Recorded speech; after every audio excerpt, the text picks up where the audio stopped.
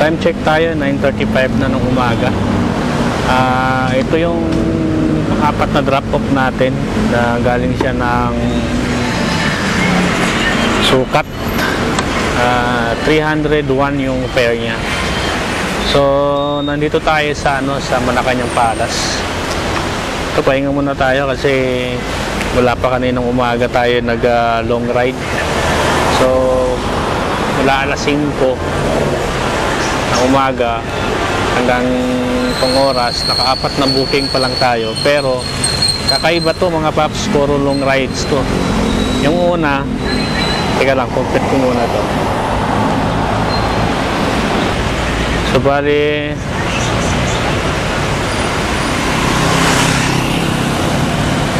kaninang 5:01 pumasok, 5 ng umaga.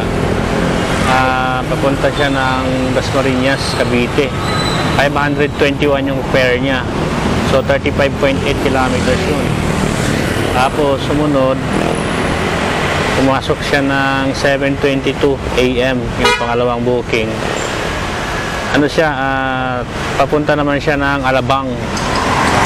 252 pesos, 17.9 kilometers yun. So pangatlo, pumasok siya ng 8:07 ng umaga. Ang fare niya ay 79 pesos lang, ginawa niyang 200. So yun. And then ito yung pang-apat, pumasok siya ng 8:32 ng umaga, mula sukat papunta dito sa Malacanang Palace. 301, 21.1 kilometers. So yun ang booking natin, apat na booking pa lang tayo. So kung bibilangin natin kung magkano lahat yung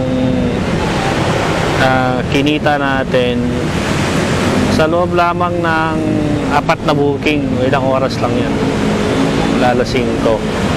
So yung pang-apat, yung una is 521,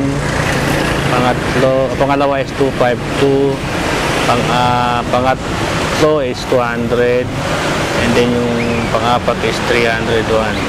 So 1,074 pesos yun yung lahat ng natin. Hindi pa dito na mga paps,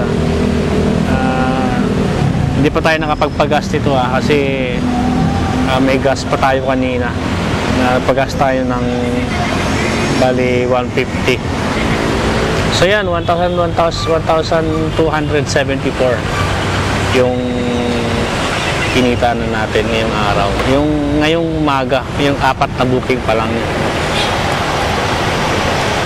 So less na yung 20% na commission ni Joyride, kumita na tayo ng 1,042 pesos sa apat na booking lang yun. Alright,